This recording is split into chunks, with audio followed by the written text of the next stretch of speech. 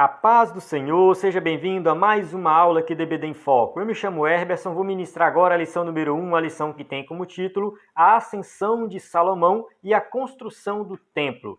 Nós estamos começando mais um trimestre aqui da revista CPAD, o terceiro trimestre do ano 2021, a revista que vai tratar sobre a nação de Israel. O título da revista é O Plano de Deus para Israel em meio à infidelidade da nação, as correções e os ensinamentos divinos no período dos reis de Israel. Então nós vamos estudar neste trimestre aqui o primeiro e o segundo livro de Reis. Tá? No caso aqui, a gente vai ver a história dos reis de Israel, começando de Salomão e finalizando ali no finalzinho do livro de Reis, quando a nação é levada para o cativeiro.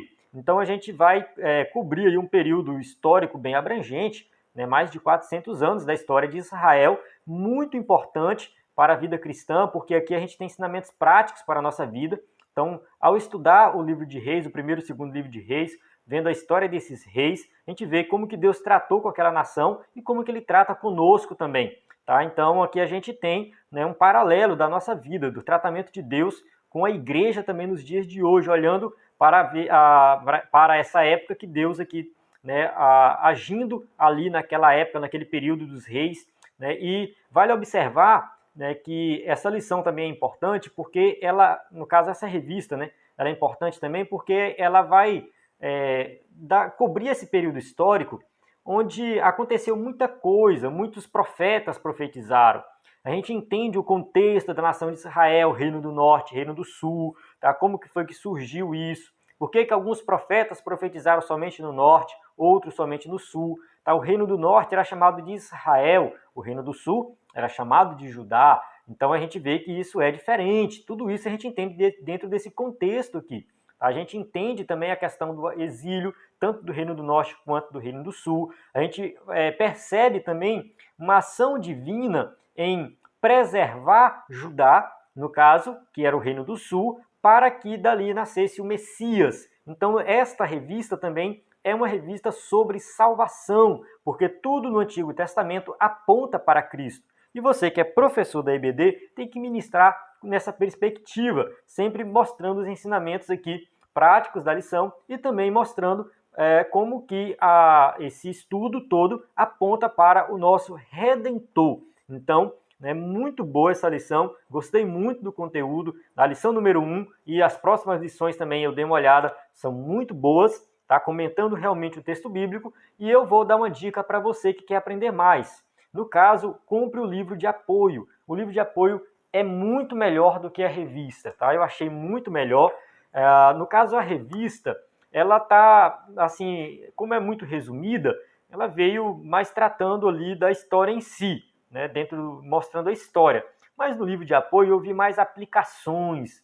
Aí eu marquei um monte de coisa lendo aqui, parava, lia de novo. Então eu achei muito, muito boa a abordagem no livro de apoio. Então eu recomendo você a dar uma lida no livro de apoio para aprender um pouco mais. Então faz parte aí da publicação da CPAD, tá? Muito bom mesmo. Tá? Para aquelas pessoas que reclamam que a revista é resumida, o livro de apoio vai suprir essa necessidade aí. Então, vamos lá, Vamos estudar sobre Salomão, Vamos falar um pouquinho ali do começo do reinado de Salomão, sobre a sabedoria que ele recebeu de Deus, Deus deu sabedoria para ele, e a gente vai falar da construção do templo. Então, assim, são duas fases da vida de Salomão, que não dá para abordar toda a vida de Salomão numa lição apenas, mas essas duas fases aqui a gente já consegue ver muita coisa acerca deste excelente rei que teve ali, a nação de Israel. E, claro, a partir de algumas ações de Salomão, depois o reino acaba se dividindo. A gente vai ver os acertos e os erros deste rei, tá? No caso, o filho de Davi. Bem, vamos lá, Só apresentando aqui para você, no EBD em Foco a gente tem o slide em PowerPoint dessa revista, no caso, da revista por completo. Então a gente está aqui começando com a lição 1, o slide da lição está disponível no nosso site, então quem é assinante do EBD em Foco já tem acesso a este slide. A gente tem um conteúdo que, para assinatura, para quem é assinante, tem um slide em PowerPoint. Nós temos um curso básico de teologia. Então, esse curso básico é uma novidade do EBD em Foco, nós estamos lançando agora, tá? Estamos gravando as aulas, então assim que tiver disponível este curso, a gente já vai avisar, tá? Mas já essa semana, se Deus quiser, já vamos lançar aí pelo menos a primeira disciplina e depois vamos postando as outras disciplinas com aula gravada, material em PDF e muita coisa para ajudar você na revista, tá? No caso, essa revista aqui, nós vamos ter lá os livros históricos, vamos falar dos livros de Reis, para ajudar bastante você a entender o contexto, tá, do livro de Reis. Então, isso está disponível também para assinantes do DBD em Foco. E temos também estudos e sermões em PDF disponível também para assinantes. E nós temos o conteúdo gratuito, que é aula em vídeo, aula em áudio, né, um conteúdo em PDF, vídeo de destaque. Nós demos todo o suporte para você entender mais da lição. Nós temos nosso WhatsApp, que você pode receber o conteúdo gratuito por lá também, tá? Salva esse número e manda aí a mensagem com seu nome e sobrenome, tá? O nosso número é 94 98409 2869. Pode mandar mensagem qualquer hora, qualquer dia, qualquer momento, não se preocupe, tá? Nós vamos lhe responder. Vamos lá, vamos para o textuário da lição, que diz assim: E não podiam ter-se em pé os sacerdotes para ministrar, por causa da nuvem, porque a glória do Senhor enchera a casa do Senhor. 1 Reis 8:11. Um evento importantíssimo aqui, a inauguração do templo, né, o templo de Salomão. A verdade prática diz assim: o pedido de sabedoria feito por Salomão a Deus aponta para a maturidade espiritual que Deus deseja para seus filhos. Então a gente vê aqui Salomão como um exemplo a ser seguido de alguém que é sábio. Mesmo antes dele receber a sabedoria de Deus, ele já demonstrou sabedoria, porque se ele não fosse sábio, ele não teria pedido isso. Ele teria pedido outra coisa. A gente vai falar disso na lição, mas eu achei bem interessante essa abordagem que o escritor da revista fez. Então ele já era uma pessoa que estava na presença de Deus, já sabia, né, o que ele precisava para governar, que ele ia precisar realmente de sabedoria, e quando ele teve a oportunidade, ele, né, fez o pedido certo. Então, nós temos que estar também na presença de Deus, porque quando Deus tiver ali a bênção para nos entregar, nós temos que estar preparados, tá? Salomão foi um exemplo nesse sentido. Tá, aqui a leitura bíblica em classe se encontra em 1 Reis 4, de 29 a 34, depois 6 de 1, o versículo 1, depois de 11 a 14. Eu não vou pular, eu vou pular, melhor dizendo, essa leitura, tá? Um costume que a gente tem aqui no EBD em Foco, para ganhar tempo no vídeo, né? Não é que a leitura não seja importante, ela é importante sim, mas eu recomendo você ler com calma, com tranquilidade, e aqui a gente vai seguir o conteúdo da revista, voltando para essa leitura sempre que necessário, tá? Dentro da lição. Vamos para a nossa introdução aqui, introdução da revista. Fala assim: por amor ao rei Davi, Deus permitiu que Salomão estabelecesse um reino sólido, próspero, justo, cheio de glória e poder. Então Deus prometeu para Davi, fez uma aliança com Davi, que iria manter, no caso, a linhagem de Davi no trono. Tá? No caso, seria um trono, pode-se dizer assim, para sempre, perpétuo, porque se cumpre isso em Cristo Jesus. Mas, na verdade, Deus tinha uma promessa terrena, tá? Uma promessa terrena, uma promessa mais espiritual, celestial, que cumpre em Cristo. Esta promessa terrena vai se cumprindo. Realmente, a descendência de Davi é que vai sentar no trono ali em Judá. Então, para cumprir isso, vai ali Deus coloca Salomão, né, como sendo o rei, né, de Israel, e este rei, ele é abençoado, ele tem um reino sólido, próspero, justo, né, cheio de glória e poder. Isso, de fato, acontece no reinado de Salomão. O reinado de Davi foi um reinado assim mais para colocar a casa em ordem, tá? Teve muita guerra, muitas batalhas, derramou muito sangue, Davi derramou muito sangue, muitos problemas. E o reinado de Salomão foi diferente, foi mais de paz, de parcerias, né? Ali Salomão fez muito, pode-se dizer assim, muita parceria, né, com os países vizinhos, tá? A gente vai falar disso aí, os problemas que isso acarretaram. Foi durante o reinado de Salomão que Israel atingiu seu apogeu na história. Então aqui nesse mapa a gente tem o verdinho aí, o reinado de Saul. Tá? Essa parte aí, acho que é roxo, né? Esse meio vinho aí, cor de vinho aí, já foi o reinado de Davi.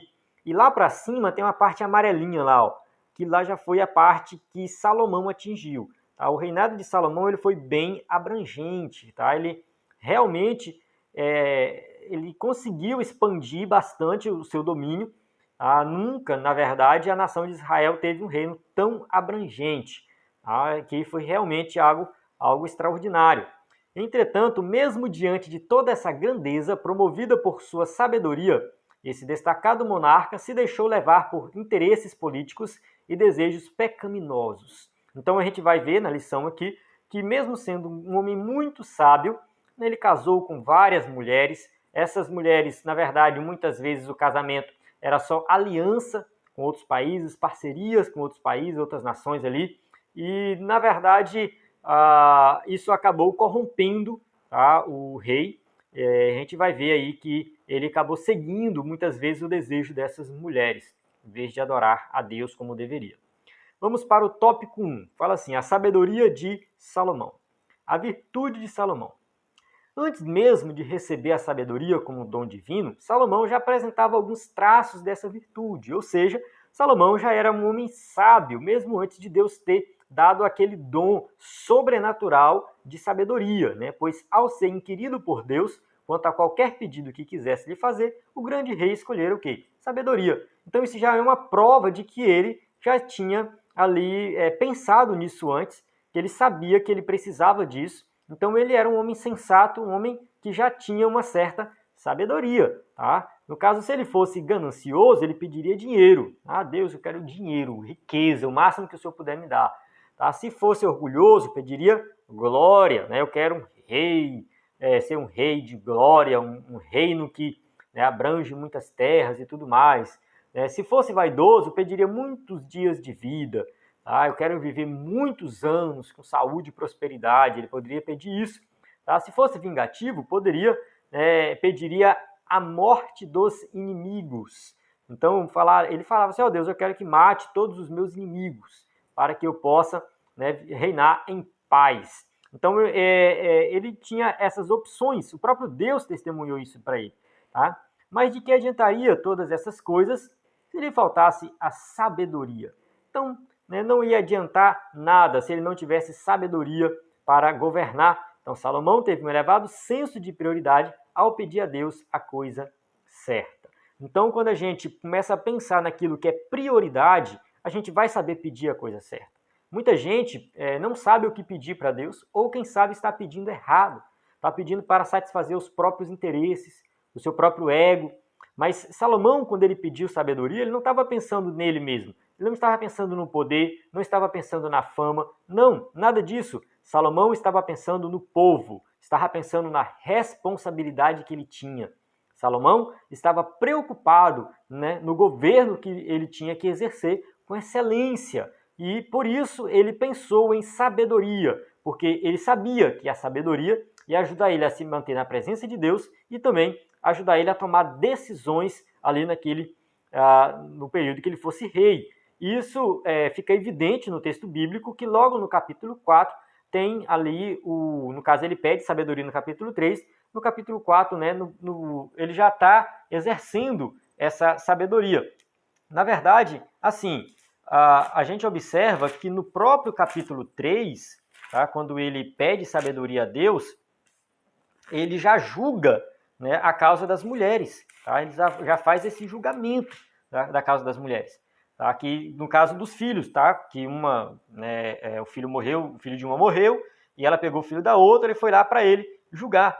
Né? E isso ele já é uma demonstração prática de que ele era muito sábio. Aí no capítulo 4 em diante vai falar da sua grandeza, da grandeza do reino, tá? Como ele era superior a todos os sábios, tá? E vai ter mais demonstrações da sabedoria de Salomão, ainda no capítulo 4, no capítulo 5. Ele já faz aliança com Irão, rei de Tiro, já começa a planejar aí a construção do templo. Então a sabedoria que ele recebe não fica guardada para ele, não é para ele se exaltar, mas é para o bem do povo e para servir a Deus. Então Salomão, ele usou essa sabedoria dessa forma. O sábio pede sabedoria, né? Nesse caso aqui, ao pedir sabedoria, Salomão se mostrou um homem humilde e isso pode ser constatado em uma de suas respostas que deu ao Senhor. Ele fala assim, 1 Reis 3, 7, parte B. Sou ainda menino pequeno, não sei como sair, nem como entrar. Então, ele fala assim, Deus, eu sou sem experiência, eu sou novo, eu não sei exatamente como que faz as coisas. Eu não sei sair nem entrar. Então ele está, né, demonstrando a sua humildade aí, que ele realmente precisa da ajuda de Deus. Mas significa que ele tinha plena consciência da grandeza de sua tarefa.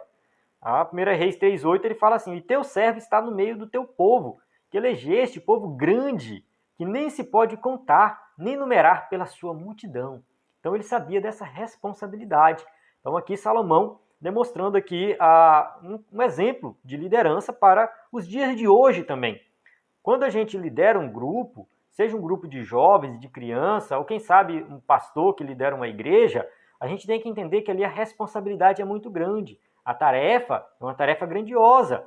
Não é a mesma tarefa de Salomão, de governar uma nação por completo, mas já é uma tarefa de muita responsabilidade, porque pessoas estão ali seguindo aquilo que você vai falar. Então você precisa realmente de sabedoria. Reconhecer que sozinho você não vai conseguir.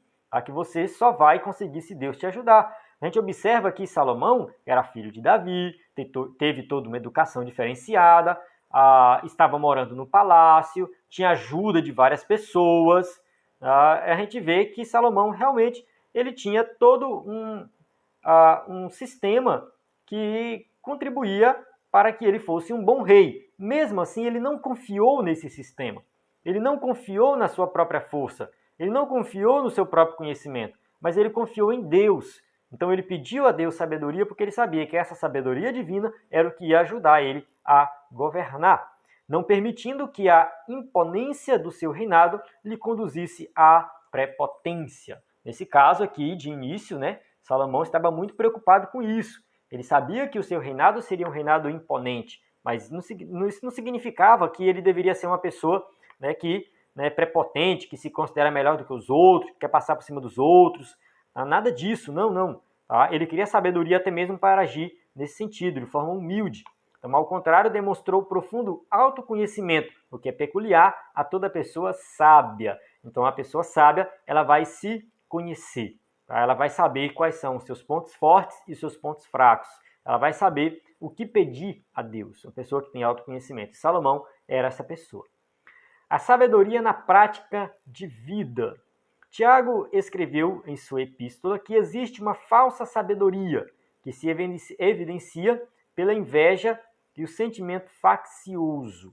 Nesse caso, aquelas pessoas que se dizem sábias, que se dizem inteligentes, que têm uma sabedoria sobrenatural, mas essas pessoas, elas não têm uma sabedoria verdadeira. O Tiago fala isso. Essa não é a sabedoria que vem do alto, mas é terrena, animal e diabólica. Aquela sabedoria invejosa, que causa contenda, que causa divisões, sentimento faccioso que cria facções na igreja. Olha aí, será que isso é a verdadeira sabedoria? É fruto de ciúme, divisionismo, perturbação de obras perversas. O texto de Tiago 3,16 fala assim: porque onde há inveja e espírito faccioso, aí há perturbação e toda obra perversa. Então aqui a gente vê a palavra inveja. Não existe inveja boa. A inveja por si só, ela é ruim. A inveja por si só, ela nunca é um sentimento bom. Então, aqui, o crente que tem inveja, que tem um espírito faccioso, o texto bíblico vai dizer que ele pratica obra perversa. Ele é um perverso. Ele, na verdade, não é crente. Ele nunca se converteu. Então, a falsa sabedoria, aquelas pessoas que se dizem sábias, mas na verdade não tem nada de sabedoria ali, são pessoas que só causam divisão na igreja. Muitos problemas são causados assim.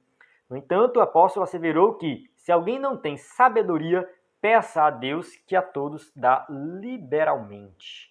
Então, muita gente fala assim, mas Deus deu sabedoria para Salomão, será que ele daria para mim também? Peça sabedoria a Deus. Que o texto bíblico diz assim, o Tiago 1,5, e se algum de vós tem falta de sabedoria, peça a Deus que a todos dá liberalmente, e não lança em rosto de ser lhe dada.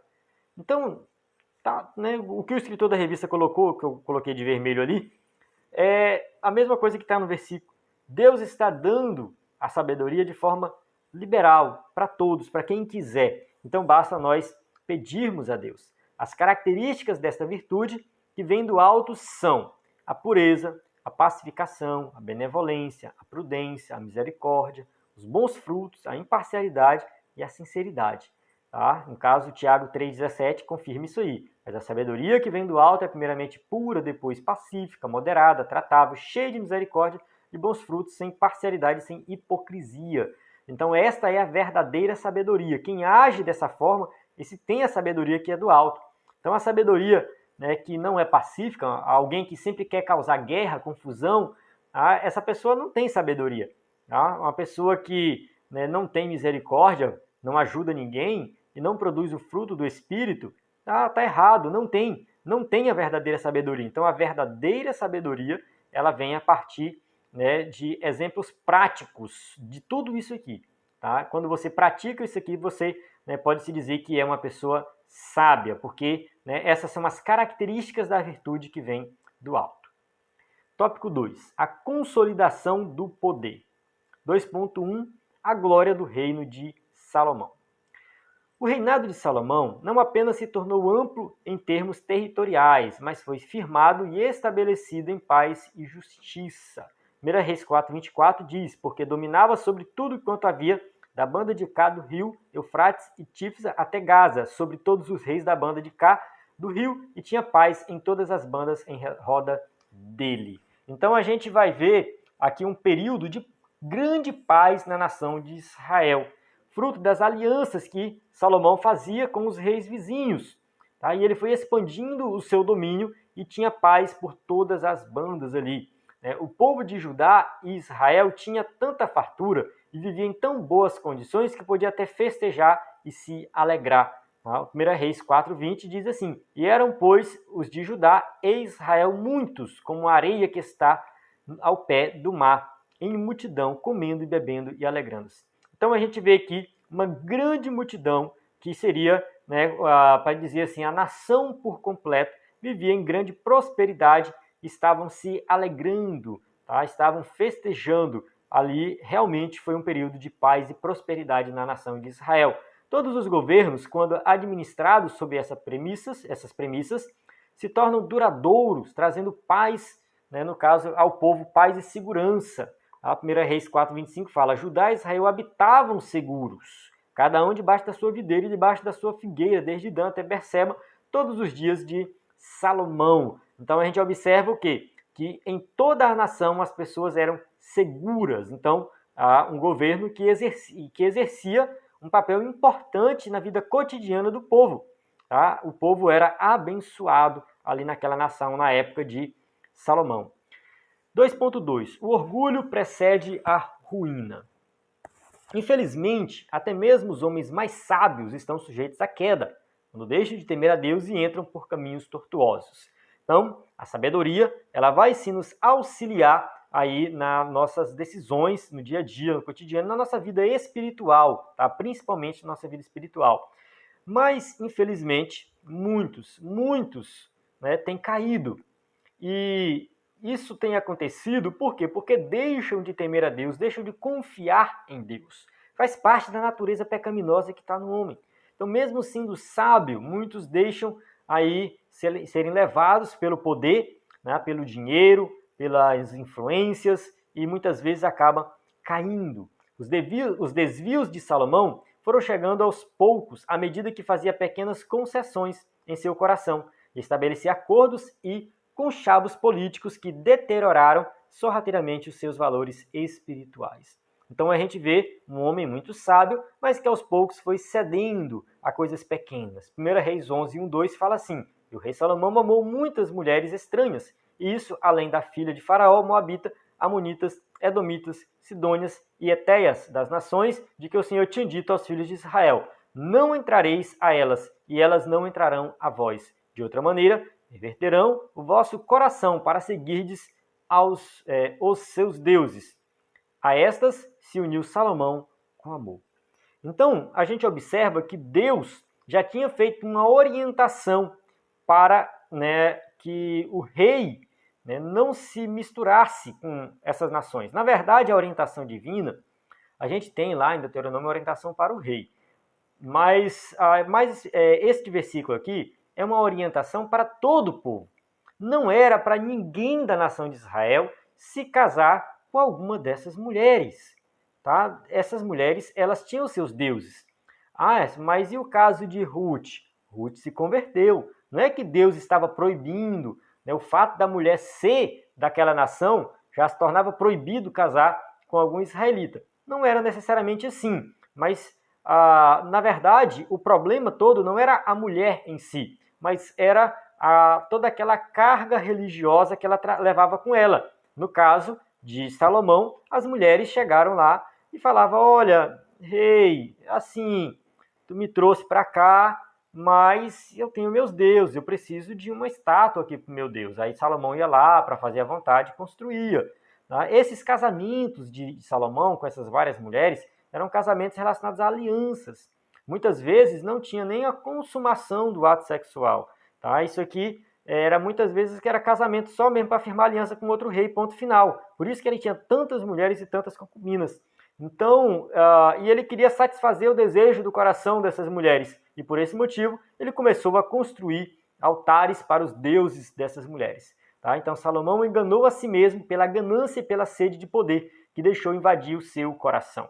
Então, quando ele começou a perceber ali que era possível ele expandir o seu reino, crescer o seu reino e ter mais dinheiro, mais poder, parece que ele deixou se levar por isso. Tá? O poder, aí ele cegou, pode-se dizer que ele cegou a Salomão. Tá? E muitas vezes a gente acha que ter poder é bom para o reino de Deus. Né? Ter poder, né, é uma coisa boa, uma coisa que, né, vai fazer a igreja ter mais influência no mundo. Então, acontece muitas vezes da igreja se envolver com política, pensando nisso, não, porque, né, o poder político é bom para a igreja e tal, mas a gente tem que ter muito cuidado com isso, muito cuidado de misturar as coisas de Deus com as coisas do mundo, com as coisas materiais, com política principalmente. Não é que política não seja importante, que o crente não deva se envolver com política, deve sim se envolver com política, tá? O crente deve sim pensar, falar de política, né, votar em bons políticos. A gente tem que ter essa consciência, mas a gente não deve achar que o poder político vai ajudar a igreja, que o poder político, que a igreja precisa desse poder.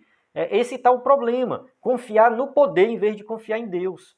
Foi o caso, pode-se dizer, o caso de Salomão, que ele muitas vezes, né, deixou-se influenciar por essas mulheres que ele casava, por influência, no caso, política, pensando assim, eu vou crescer o reino, vou expandir o reino, mas isso acabou corrompendo o seu coração. Tá? Então, a questão do poder tem que ter muito cuidado. O escritor da revista, ele coloca no livro de apoio, né, assim, que esse raciocínio de que o poder é bom, que o poder ajuda no reino de Deus, foi com ele que foi realizadas as cruzadas. Que, para quem não sabe, as cruzadas foram a guerra santa promovida pela igreja para conquistar, né, de volta a Terra Santa. Né? Vamos conquistar a Terra Santa. Então, enviavam pessoas para promover uma guerra, destruição, morte, porque a igreja tinha poder. Tá? A igreja tinha poder e achava que isso era bom para o reino de Deus. Inquisições, no caso, pessoas sendo torturadas por contrariar a fé, a igreja. Tá? Índios foram escravizados com apoio da igreja. Na época da escravidão dos negros aqui no Brasil, a igreja apoiava. A igreja oficial apoiava a escravidão. A escravidão, tanto, assim, não só no Brasil, mas em toda a América. Toda a Europa, na verdade, a igreja apoiou.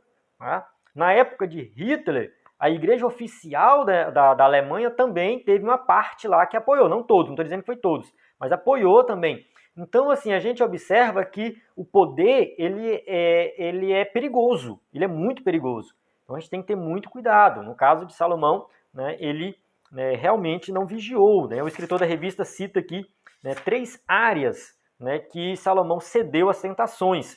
No caso, foi poder, sexo e dinheiro. Tá? Foi o que corrompeu ali Salomão e fez com que ele tivesse alguns probleminhas. Né? E realmente foi complicado aí para Salomão. Todavia é importante destacar que isso não aconteceu no início do seu reinado. Não foi no começo, foi logo foi mais na frente, né? Porque sucedeu que no tempo da velhice de Salomão, suas mulheres lhe perverteram o coração para seguir outros deuses. E o seu coração não era perfeito para com o Senhor, seu Deus, né? Como o coração de Davi, seu pai.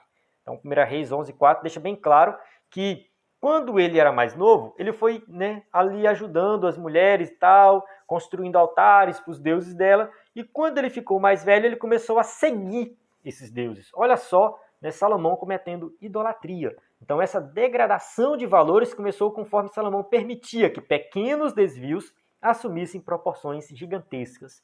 Então uma coisinha aqui, outra acolá, algo que não tem problema, não, isso aqui não tem problema, é só uma coisinha, isso aqui não tem problema, de repente se tornou em algo grandioso, proporções gigantescas, né, e ele já estava adorando a outros deuses. Então a gente encerra aqui, pode-se dizer que a primeira parte da lição, onde a gente falou um pouco da vida de Salomão, da sabedoria que ele recebeu de Deus, que mesmo sendo um homem sábio, ele não vigiou, ele deixou-se levar por essas três coisas, pode-se dizer, né, poder, sexo e dinheiro, são coisas que ainda existem nos dias de hoje, é o que corrompe ainda a humanidade em muitos aspectos, onde muitos crentes caem, a área que muitos crentes também caem, tá? E mesmo sendo uma pessoa sábia, conhecimento bíblico e tudo mais, a gente vê pessoas caindo, crentes caindo, pastores renomados caindo.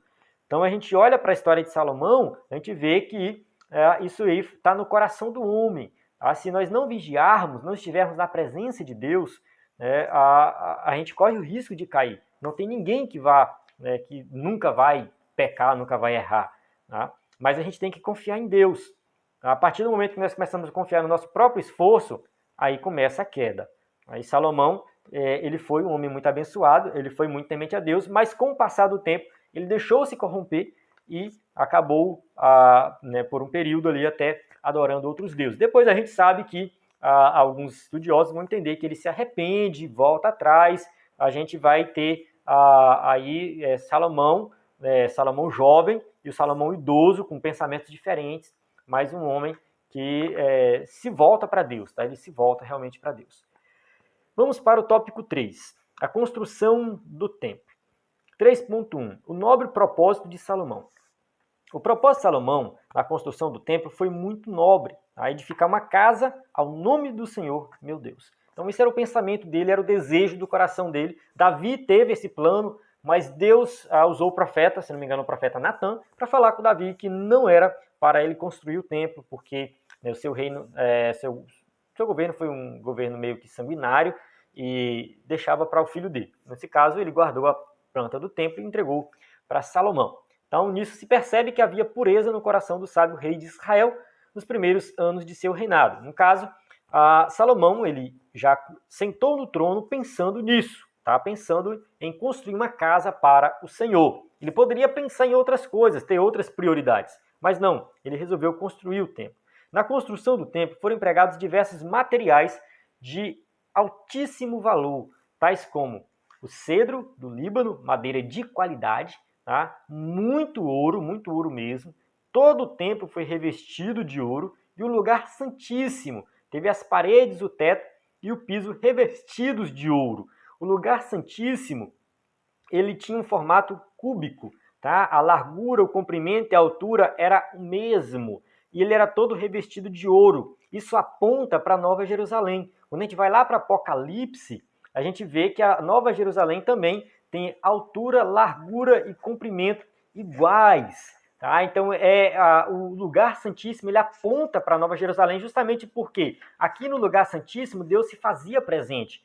Tá? Na Nova Jerusalém, Deus também estará presente para sempre conosco. Então, ali, ela é o tabernáculo do Senhor, ela também é o local onde Deus vai estar presente. Tá? E toda essa obra, tudo que foi feito aqui, é nos moldes que Deus passou para Moisés, para o tabernáculo, né? Foi feito o templo, claro, numa proporção muito maior, mas com a mesma reverência, com o mesmo cuidado, né, que foi feito o tabernáculo.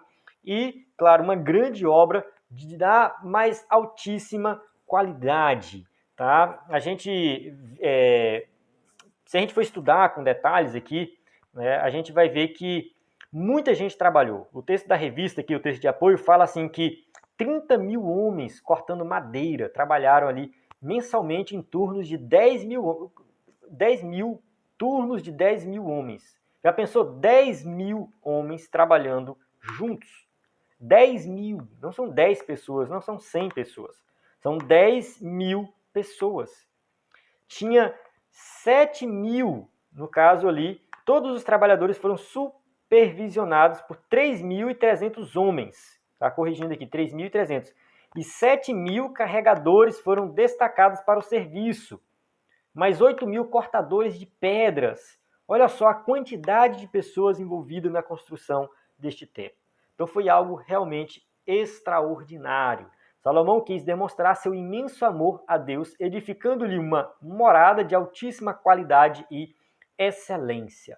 Então a gente tem aqui o exemplo de alguém que, quando vai fazer a obra de Deus, se preocupa em fazer da melhor maneira possível. Se preocupa em fazer com qualidade, com excelência, dando o melhor.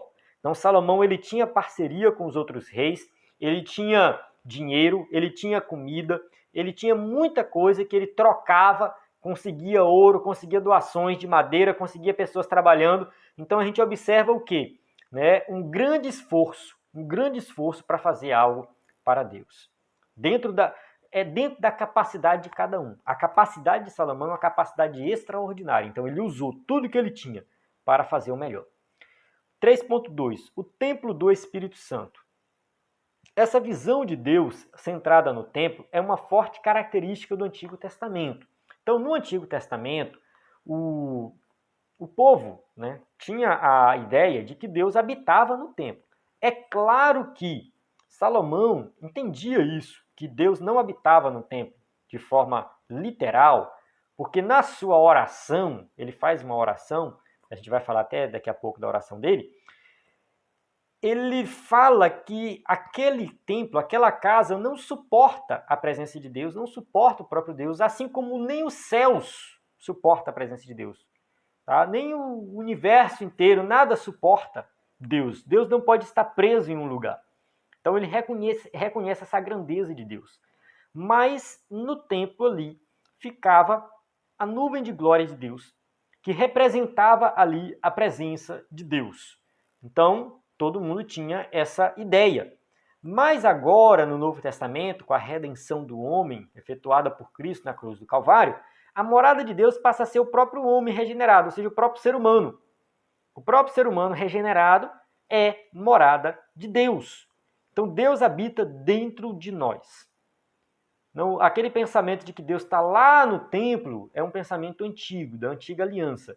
O pensamento novo agora, o entendimento novo, que Cristo deixou bem claro, é que Deus habita dentro de nós. Tá? É nesse lugar que deve haver riqueza e beleza, porque o Espírito de Deus habita nele. O 1 Coríntios 6,19. Ou não sabeis que o nosso corpo é templo do Espírito Santo, que habita em vós, proveniente de Deus, e que não sois de vós mesmos? Então aqui a gente tem uma orientação de Paulo falando, fazendo até um questionamento. Tu não sabe disso? Que tu é templo do Espírito Santo, que Deus habita dentro de nós? Então a gente tem que cuidar deste templo. Nós somos o templo do Espírito Santo. Então nós temos que cuidar e fazer com que este templo ele seja de excelência, tá? Que ele sirva a Deus com excelência. 3.3. A glória do Senhor. A glória do Senhor se manifestou no templo depois de pronto em duas ocasiões especiais. A primeira ocasião foi quando os sacerdotes levaram a arca para o lugar santíssimo. Então dentro da arca estava ali as tábuas dos 10 mandamentos. Esta arca ela estava num local provisório, muito provavelmente um tabernáculo foi construído para ela ficar lá. Primeiro foi em Siló, depois de Siló foi para outra região. A adoração, quando a gente vê ali antes da construção do templo, acontecia nos altos, no caso um local específico, onde era realizado sacrifícios. E lá ficava a arca da aliança. Tanto que quando Salomão ele tem o sonho, a visão ali com Deus, que ele recebe, que ele pede sabedoria, ele estava nesse local, tá? Ele estava lá, deixa eu até procurar aqui, Gibeão, tá? Gibeão era o local de sacrifício, onde estava ali, onde eles se reuniam para sacrificar a Deus. Ele foi lá fazer esse sacrifício e lá ele sonhou e teve, no caso, Deus ofereceu para ele qualquer coisa. No caso, ele pediu sabedoria, que a gente já falou. Então, a gente observa que Salomão ele estava na presença de Deus, adorando a Deus, ele estava buscando a Deus. Tá? E essa arca é levada desse local provisório agora para o local definitivo, que é o templo.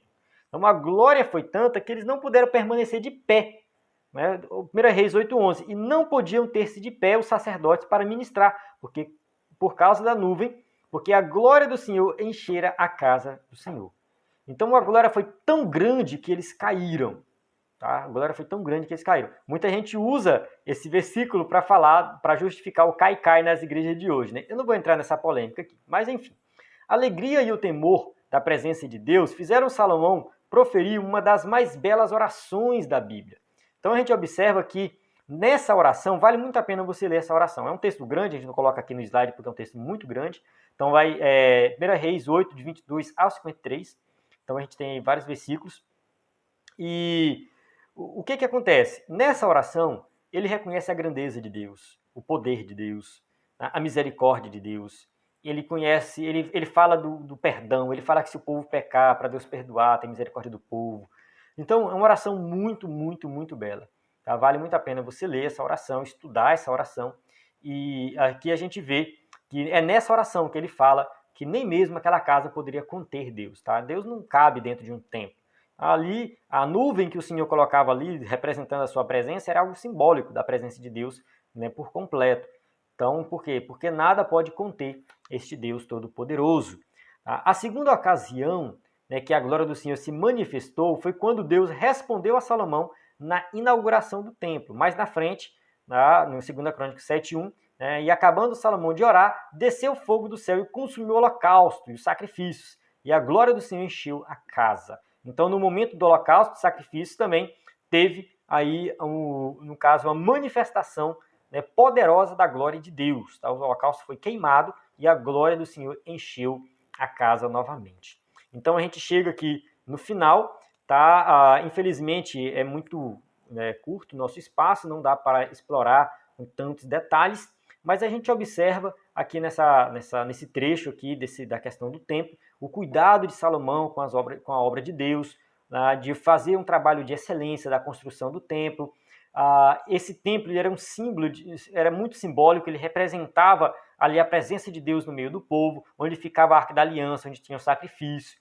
Né? Todo o sistema de sacrifícios apontava para Cristo. Então o templo não foi construído para a glória de Salomão, mas foi para a glória de Deus, para realizar o sacrifício que apontava para o único e perfeito sacrifício, que é o sacrifício de Cristo. Então a gente tem aqui, né, algo que aponta para Cristo. De forma geral, sim, aponta para Cristo. Então a construção do templo é algo cristocêntrico também. Então esse sistema de sacrifício era simbólico, porque apontava para o verdadeiro sacrifício, que é o sacrifício de Cristo que salva. Então todos esses crentes do Antigo Testamento foram salvos por meio do sacrifício de Cristo e não do sacrifício de animais. Tá? O sacrifício de animais era algo simbólico que representava o sacrifício, o verdadeiro sacrifício. Tá? E Salomão tinha toda essa preocupação e aqui Deus estava usando Salomão para cumprir um propósito de salvação. Amém? Chegamos aqui na conclusão que diz assim: nunca houve na terra um homem com tanta sabedoria como Salomão, e que, se soubesse empregá-la com justiça e correção durante anos de reinado. Nesse caso, né, o escritor da revista está colocando aqui que, por mais que o homem seja sábio, algo vai corromper ele. Tá? Algo vai corromper que ele não vai saber empregar de forma correta. Somente Cristo fez isso. Se a gente for olhar, somente Jesus fez isso. Então, este grande rei de Israel, em seu governo, proporcionou ao povo de Deus um longo período de paz, harmonia e prosperidade. Tá? Eles realmente viveram ali um período onde a nação realmente prosperou. Tá? Ele usou sua sabedoria tanto para consolidar seu poder, quanto para construir um majestoso templo para a morada e culto a Deus. Então, a sabedoria que Salomão recebeu não ficou guardada para ele, foi usada em prol do reino de Deus, para cumprir os propósitos divinos, foi usada em prol do governo justo diante da nação. É claro que teve momentos que ele falhou, que ele errou nesse governo, mas de forma geral ele usou essa sabedoria para ajudar o povo, até mesmo porque o rei julgava as causas do povo. E para que ele julgasse da forma correta, ele precisava de sabedoria. Então a gente estudou aqui, né, viu que esse grande rei foi um grande homem, um homem sábio, mas que não vigiou e por isso acabou errando e pecando, principalmente no final da sua vida. Fica um alerta para todos nós, que ninguém venha se ensoberbecer, porque recebeu algo a mais de Deus. Tá? Que Deus ele dá sim dons para nós, estudamos as lições aí que fala de dons, mas não é para nós né, nos considerarmos melhor do que os outros. Não, nada disso. Tá? Deus faz isso para que nós possamos contribuir e ajudar o próximo e servir da melhor maneira possível. Então a gente tem aqui as perguntas para quem vai usar o slide aí na sua igreja e continua aqui o convite para você acessar o site bdenfoco.com, tá? Com todo o conteúdo, qualquer coisa manda mensagem no nosso WhatsApp, 94 409 2869. Encerro aqui, a paz do Senhor, até a próxima aula.